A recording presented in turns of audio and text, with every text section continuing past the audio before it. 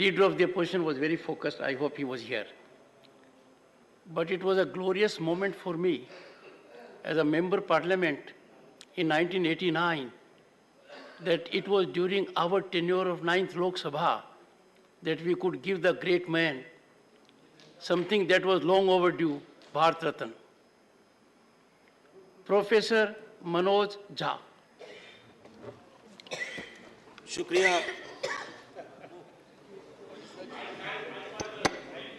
शुक्रिया सभापति महोदय, बहुत बहुत धन्यवाद। आज का दिन बेहद महत्वपूर्ण है और इस महत्वपूर्ण दिन के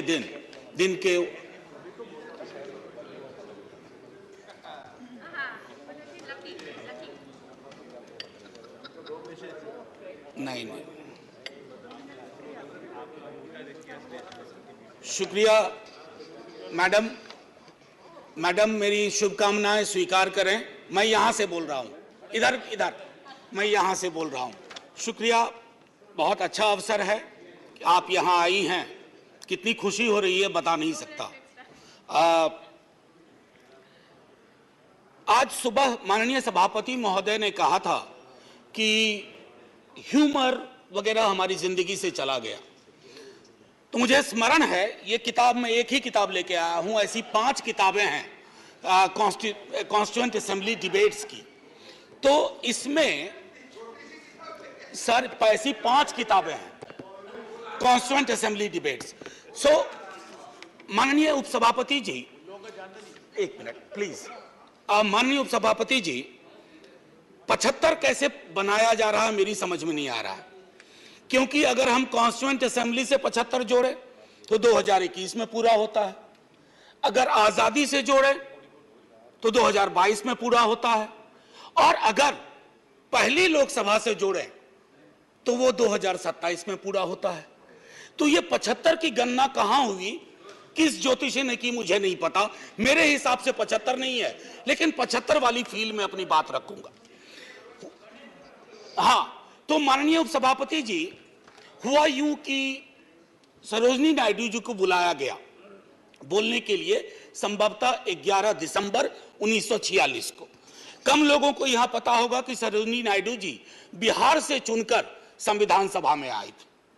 तो उनको चेयरमैन साहब ने कहा कि अब बुलबुले हिंद, नाइटिंगेल ऑफ इंडिया आएंगी, लेकिन कविता में अपनी बात कहेंगी, प्रोज में नहीं कहेंगी। उन्हें थोड़ा बुरा लगा, मजाक में ही सही। उन्होंने कहा कि आपका अब ये व्यवहार, आपका ये कहना अनकॉन्स्टिट्यूशनल है। तो उन्होंने कहा नहीं, फिर भी सुनाना होगा। तो उन्होंने एक चीज सुनाई जो मैं पेश नजर कर रहा हूं माननीय सभापति जी को। सुबह बड़ी बेसब्री से वो कह रहे थे कि ह्यूमर चला गया, तो उन्होंने सुनाया कि बुलबुल को गुल मुबारक, गुल को चमन मुबारक, रंगीन तबीयतों को रंगे सुखन मुबारक। तो ये मैं ये बता रहा हूं कि ये हमारा ध्येय था। अब सुबह चर्चा की, हमारे लीडर ऑफ द हाउस ने बड़ी खूबसूरत चर्चा की और जिक्र किया सर्वपल्ली राधाकृष्णन का। यहां है ठीक सामने सर्वपल्ली राधाकृष्णन। उन्होंने एक बात कही थी और मैं वो श्लोक पढ़ना चाहता हूं। मृदुना दारुणं हंति मृदुना हंत्य दारुणम, मृदुना दारुण हंति मृदुना हंत्य दारुणम, ना साध्यं मृदुना किंचित तस्मात् तीव्रतरं मृदु। इसका आशय यह है माननीय सभापति, उपसभापति जी, कि अग्रेशन से, अग्रेसिव बिहेवियर से आप चीजें हासिल नहीं कर सकते। इस देश में मेरे विद्वान साथियों ने उधर से उपलब्धियां गिनाई, हमारे कुछ विद्वान साथियों ने यहां से कमियां गिनाई। मैं दोनों के बीच में चुनौतियां गिनाना चाहता हूं। चुनौतियों की वजह से आज हम यहां हैं, और सिर्फ हम ही नहीं हैं, 140 करोड़ लोगों का यह भवन है, चाहे नया वाला हो या पुराना वाला हो। तो आज के दिन ये मेरी ओर से एक विदाई भाषण भी है, अपने दल की ओर से, इस इमारत को, जिस इमारत में हिंदुस्तान की तकदीर लिखी गई संविधान सभा के माध्यम से, और वो तकदीर लिखने वाले संकीर्ण दायरों में नहीं सोचते थे। मैं उस पर आऊंगा थोड़ा 2 मिनट के बाद। माननीय सभापति जी, बहुत चर्चा होती है, 47 में बंटवारा हुआ था इस देश का। बंटवारे के बावजूद उतनी घृणा, उतनी नफरत, पीड़ा के बावजूद नहीं थी। अभी हाल में एक रोमिला जी की किताब आई, वो कहती हैं बड़ी खूबसूरती से, have we moved from integrated nationalism to segregated nationalism? क्या हम एकीकृत राष्ट्रवाद से एक विभाजित विखंडित राष्ट्रवाद की ओर बढ़ रहे हैं? क्योंकि यह इमारत, इसकी बुनियाद मेलजोल पे है, इसकी बुनियाद में बंटवारे के बावजूद बंटवारा नहीं हुआ। तो मैं हाथ जोड़ के विनती करूंगा, सरकार जरूर बनाइए, अगला चुनाव भी लड़ेंगे, खूब दिल से लड़ेंगे, इंडिया भी रहेगा, भारत भी रहेगा, कोई में से एक चॉइस नहीं है, क्योंकि हमको इंडिया भारत करके जम्बू द्वीप तक नहीं जाना है। मैं सिर्फ इतना कहूंगा कि वो जो मेलजोल की सीमेंट है उसका खात्मा हो रहा है, उसको बचाइए। माननीय सभापति जी, मैं दो व्यक्तियों के मध्य में अपनी कुछ बात रखना चाहता हूं। संविधान सभा में ऑब्जेक्टिव रेजोल्यूशन जवाहरलाल जी लेके आए, और संविधान सभा में जब ड्राफ्ट सबमिट हुआ तो बी.आर. अंबेडकर ने वो ड्राफ्ट सबमिट किया। तो मैं सिर्फ कहता हूं, ऑब्जेक्टिव रेजोल्यूशन में बहुत सारी बातें थी, ये प्रस्तावना के बारे में, सॉवरेन डेमोक्रेटिक रिपब्लिक के बारे में काफी कुछ बोल चुके हैं, सॉवरेनिटी गिरवी ना चली जाए, मौलिक अधिकारों के बारे में। हमें आपके पीछे एक तराजू है, वो तराजू हमें लगाना होगा कि मौलिक अधिकार में कहां पहुंचे, सॉवरेनिटी में कहां पहुंचे, डेमोक्रेटिक रिपब्लिक के मसले पे कहां पहुंचे। High flying words don't cover up our failures, let's not look for that. और एक मसला आया, उन्होंने एक जिक्र किया ओथ ऑफ टेनिस कोर्ट।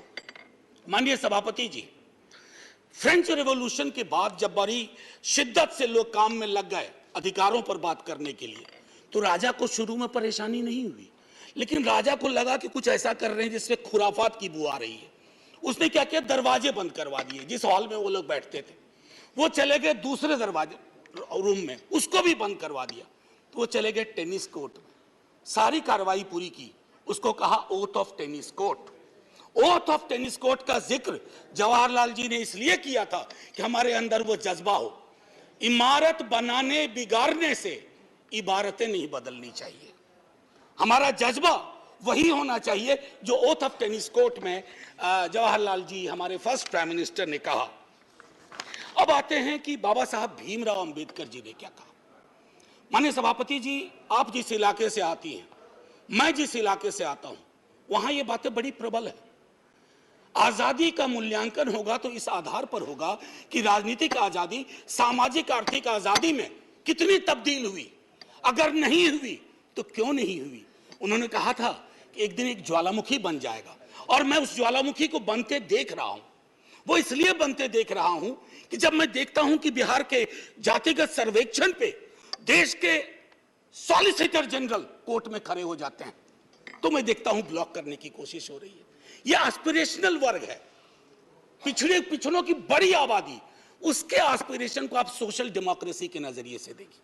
जो बाबा साहब कह गए थे 31 में आखिरी हुई, उसके बाद पाकिस्तान बांग्लादेश बना। क्या इस देश को, यहां की सरकारों को, राज्यों की सरकार को वैज्ञानिक आंकड़े नहीं चाहिए? क्या आप आंकड़े आसमान से गिराएंगे? मैं समझता हूं आज के दिन यह भी हमें सुनिश्चित करना होगा कि हम इन आंकड़ों को लाएं, उसके आधार पर अपनी नीतियां तय करें। एक माननीय सभापति जी, अंबेडकर साहब दो और चीज कह के गए, प्रिवेंटिंग टिरनी ऑफ मेजॉरिटी। मैं बार बार इस सदन में कह चुका हूं कि मेजॉरिटी बेहद आवश्यक चीज है, मेजॉरिटी के बिना सरकार नहीं चलती है, लेकिन मेजॉरिटी और मेजॉरिटेरियनिज्म में फर्क है। यह फर्क अगर हमारी सरकार भूल जाती है तो बहुत बड़ी पीड़ा होती है। जब मेरे मित्र ने कहा, मैं अक्सर देखता हूं हम जैसे लोग छोटी आलोचना भी करते हैं, छोटी मोटी आलोचना जो कभी व्यक्तिगत नहीं होती है। आप कहते हो कि पाकिस्तान चले जाओ, अरे कभी देखा भी हो कितनी जगह है वहां का भूगोल क्या है, इतने लोग नहीं अट पाएंगे। मान लीजिए कि 65% लोगों ने आपको पिछली बार वोट नहीं किया, सबको पाकिस्तान भेज दोगे? ऐसी कोई व्यवस्था होती है? यहीं मेलजुल से रहना है, यहीं मिलकर रहना है। और ये सारी चीजें मैं नहीं कह रहा हूं, खुद अंबेडकर साहब कह के गए थे। मैडम, आपकी तरफ से मैं एक और चीज, एक दो छोटी चीज कह करके, इस देश की एक बड़ी आबादी, सभापति महोदया, मैं आपका सभापति महोदय अभी बिल मत 2 मिनट लूंगा, ज्यादा नहीं, आज पहली बार हैं, इतने नजरिए नाज कर दीजिए। मैं सिर्फ इतना कहना चाहूंगा कि बेरोजगारी को लेकर के हमारा दृष्टिकोण साफ होना चाहिए। सरकार में आप हो हम हो, बेरोजगारी हम सबकी पॉलिटिक्स खत्म कर देगा। राइट टू एम्प्लॉयमेंट के लिए हम क्या सोच रहे हैं, और इस देश की एक बड़ी आबादी से देशभक्ति का जो प्रमाण पत्र हम मांगते हैं ना मैडम, वो कहीं चलेगा नहीं। मैं आखिरी चीज कह करके एक सुनाना चाहता था। मैं इसलिए कहता हूं, एक घर में 5 सदस्य हैं, उसमें हर 5वां सदस्य उस आबादी का है। अगर उस घर में उस 5वें सदस्य को आप एलिनेट करेंगे, दूर करेंगे, घर कभी महफूज नहीं रह सकता। और आखिरी में मैं साहिर को जाता हूं और वहीं खत्म कर दूंगा, आपको घंटी बजाने की जरूरत नहीं पड़ती। आओ कि आज गौर करें इस सवाल पर। देखे थे हमने वो हंसी ख्वाब क्या हुए, दौलत बढ़ी तो मुल्क में अफलास क्यों बढ़ा, खुशहाली आवाम के असबाब क्या हुए, जो अपने साथ साथ चले कुएदार तक, वो दोस्त वो रफीक वो अहबाब क्या हुए। क्या मोल लग रहा है शहीदों के खून का, क्या मोल लग रहा है शहीदों के खून का, मरते थे जिन पे हम वो सजाए याब क्या हुए। बेकस बरहनगी को कफन तक नहीं नसीब, वो बादा आए अतलसों के मुखाब क्या हुए।